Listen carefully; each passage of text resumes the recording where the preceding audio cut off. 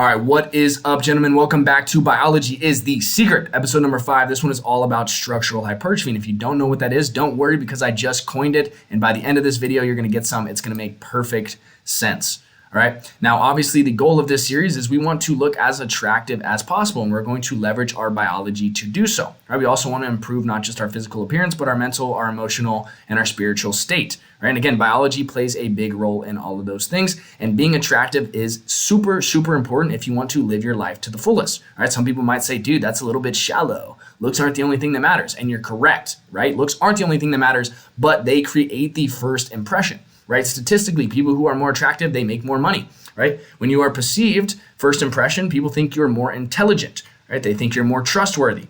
They think you're more charismatic. There's a whole bunch of benefits. And as I've gone through my little glow up phase, right, I have received these benefits, and I can tell you from experience, they are great, right? I've gone to restaurants, I've received free food, I've had girls come up and talk to me. My dating life is much more effective. That's such a weird word to use for a dating life. Damn.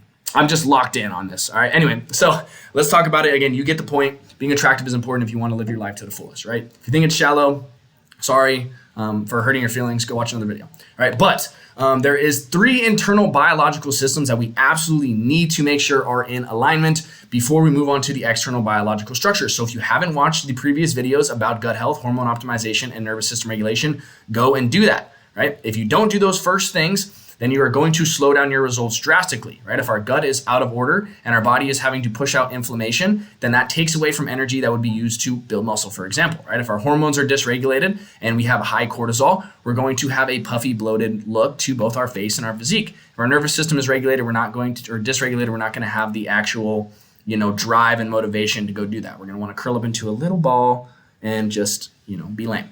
Now, what we're going to focus on in these videos, right? We already touched on body posture, but now we're going to talk about aesthetic muscle building. These two things do kind of go hand in hand. Again, by the end of this video, it will make sense. From there, we're going to talk about fat loss. We'll talk about facial posture, lymphatic drainage, holistic skincare, facial enhancement techniques, how we can, create contrast in our appearance, because contrast is attractive on a biological level. Right? That's why I have a dark beard and white teeth. That's why my eyes are blue and my eyebrows are dark. Right? These are just things that create an attractive contrast, again, on a subconscious biological level.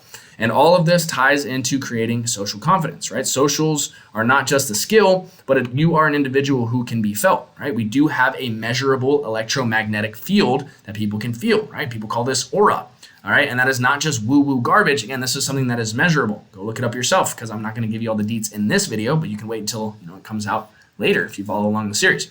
Okay. This is why you can walk into a room and people can feel your energy, right? You can say that dude's got a bad vibe. I don't really want to be around him. That's why a girl might say that dude makes me kind of uncomfortable versus another guy. She might say, wow, he makes me feel safe. He makes me feel seen, all that type of shit.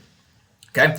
Now, obviously, again, you see my before and after. You see I had no chin. I used to look like a thumb person from Spy Kids. At least that's what people would tell me. And you see my physique here. I had poor posture. It's kind of hard to tell a little bit from this photo, and I held a lot of fat. So even though I had abs, or not fat, a lot of water. So even though I had abs, I didn't look quite as lean as I do now, where in some photos it looks like I have an 8-pack.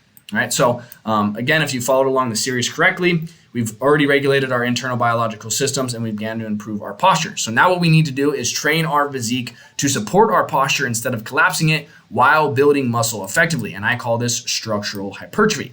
Now, there is a big problem in the health and fitness space, and that is that bodybuilding took over in the space. And now people believe this is the most effective way to look aesthetic, right?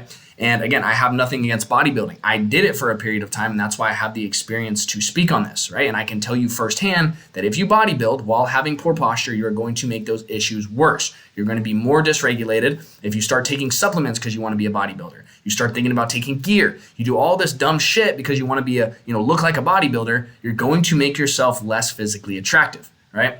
And again, most people, when they get into bodybuilding, they have poor posture to begin with, and then they train incorrect movement patterns that make those problems worse. So there's one very specific thing that I want to talk about that we can correct. Again, making these changes to become more aesthetic, more attractive is genuinely very, very easy. If you go watch the posture video, it takes 3 minutes a day to fix your posture, right? And a little bit of obviously self-awareness of how you're carrying yourself around the rest of the day, right? But fixing our actual movement pattern in the gym, or the most crucial one, super, super easy. Okay, so let's take a look at the bench press, for example, and an incorrect movement pattern that's going to make posture worse. right? If we search bench press form online, we're going to see pictures like this.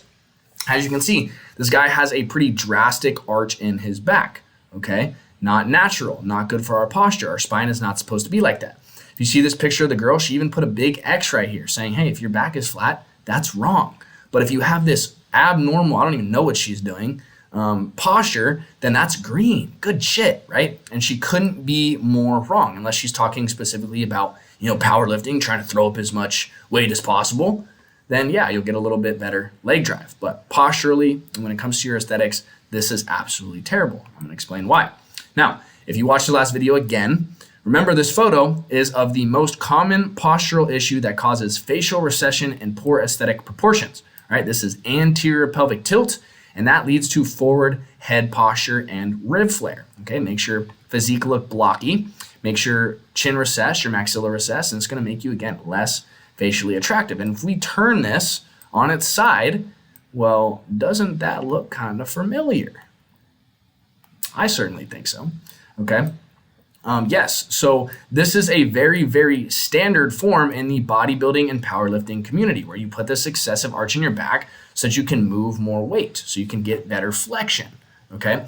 And you will see the same postural lifting pattern across almost all lifts, right? So people do this when they squat, when they deadlift, when they do lat pull downs, shoulder presses. Think about your own workouts and, whether you put that arch in your back when you do them. And next time you're at the gym, go watch a couple people lift. Don't be weird. Don't bring binoculars, but just be subtle about it and watch people. And you're going to see that a lot of people not only do this, but a lot of people in the gym, I'll say probably 80% of them have actually really, really poor posture. And that's because of how we've been trained over the last 5-6 years to work out, right? This only really became super popular in the last couple of years and normal for people to really be ripping the gym they are today, right? Now, this pattern causes or makes anterior pelvic tilt and forward head posture worse while also deactivating the TVA. This is your transverse abdominis, right? And over time, this keeps your lower back in a chronically flexed state in order to stabilize your spine, right? And in return, your TVA will become too weak to support the spine. All right, now this is our TVA muscle. This is the only muscle in our entire body that as it gets stronger, it actually shrinks, right? And again, it does that in order to better support the spine, right? But some of the pros of strengthening your TVA is your waist will get smaller, your abdominals will look, leaner, more attractive, okay? And of course, it's gonna make it so much easier for you to hold posture. So how do we actually fix this problem of having a weak TVA and an overactive lower back? Well, it's very simple. Okay, we are going to align our posture before our lifts to build strength and support in proper alignment. All right, we're going to do this by subtly clenching our glutes. We're going to tuck our chin, and we're going to activate our TVA muscle. Now, don't worry, I'm going to give you a video demonstration of me actually doing it for a couple movements in the gym right now so you can see it in real time, and then we'll go from there.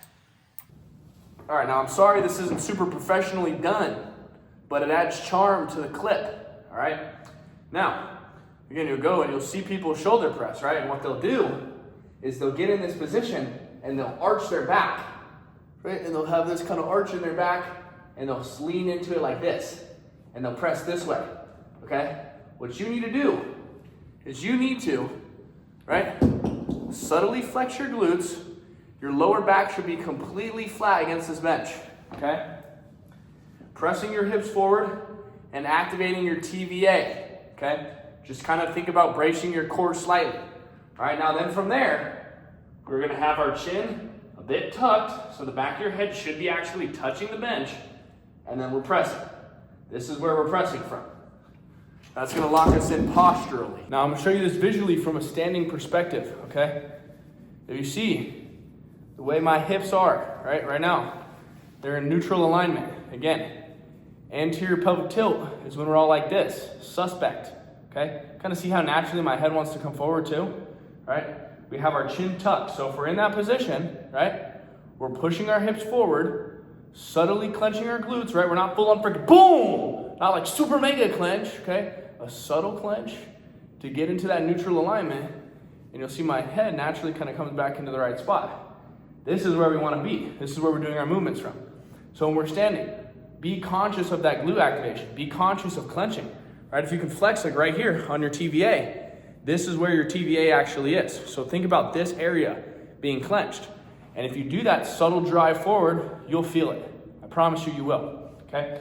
And then just again, think about subtly tucking the chin and breathing into this spot right here on your back, right?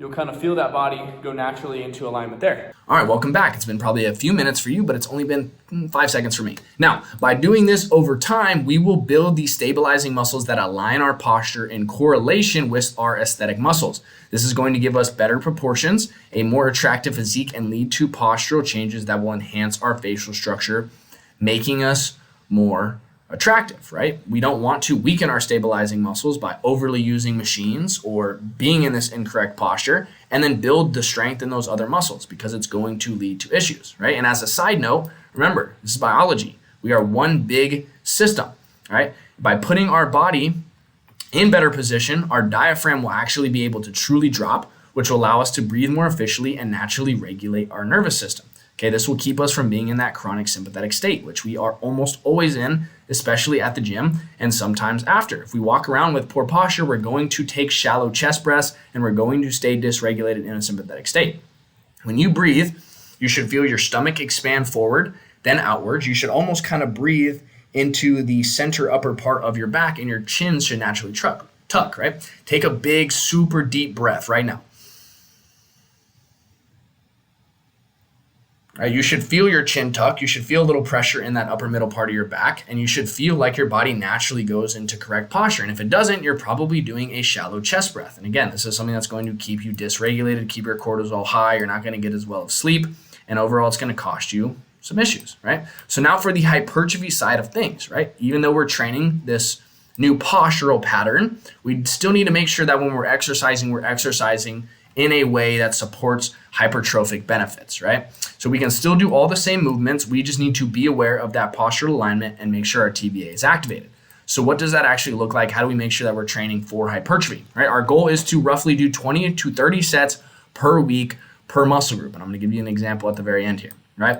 Now, while we are completing our workouts, we're going to stay in the 6 to 10 rep range for compound movements. These are things like bench pressing type of movements, squatting, leg pressing, etc. Anything that uses multiple muscles at once. So if you're doing squats, you're using your quads, your hamstrings, and your glutes, that's a compound. Now, if you're doing a movement like hamstring curls or quad extensions, these are isolation movements, and we're going to keep those in the 8 to 12 rep range. Now, what I really enjoy doing that's going to help you with progressive overload is, say, for example, you're doing squats. Do sets of 6, really push and do as heavy weight as you can so that you are able to do 6, maybe 1 rep left in the tank. Right? And do that same weight until you can work up to about 10 reps. Once you can hit that 10 rep range, I need to pick a heavier weight where I can only do about 6 reps again. And if you continue to start at 6, work your way up to 10, drop back down to 6, you're going to progressively get stronger. You're going to progressively overload those muscles. You're going to build muscle very, very effectively. Do the same thing for your 8 to 12 rep range. Right? Say you're doing pec flies, do them with a weight where you can only hit 8 reps until you can hit that same weight for 12, and then bump the weight up so you can hit 8, all right? You should really only have 1, maybe 2 reps in the tank at absolute max, okay? So here's an example routine, right? We're gonna do pec flies for 3 sets of 12. We're gonna do incline dumbbell press for 4 sets of 8, flat machine press for 3 sets, 10, 8, 8, and then lower chest flies, 4 sets of 12. Sorry, I was trying really hard not to burp right there. Anyway, 14 total sets of chest, and we do this 2 times per week. Okay, this gives us 28 total sets, right? Landing in that 20 to 30 set range. And we're doing all of them between our 8 to 12 rep range. Okay. Now, while we're doing that, or our 6 to 10 rep range, while we're doing that, again, make sure that we're progressively overloading. Make sure that we're holding correct posture in our TVA, subtly clench our glutes, right? Our TVA muscle, make sure that we're flexing that, and we're tucking our chin. Okay. Should you be still confused by this, please go in the description. There's a button that has my Instagram. I want you to click it. I want you to send me a message and be like, dude, what the hell are you talking about? Like, explain again. And I'll do that for you. I'll answer any questions that you have. I promise I'm a pretty nice dude as long as you're not like, never mind. Anyway, so yeah, and if you don't feel like sending a DM, I want you to go ahead and book a call. 1-to-1, we can have a conversation about how I can actually put a program in place for you. I can help you out with all this stuff, give you everything that you need for accountability, okay? Because that is obviously going to be something else that people might struggle with, right? So if any of those things appeal to you, check them out. and we will be in touch. Get ready for the next episode here in a couple days.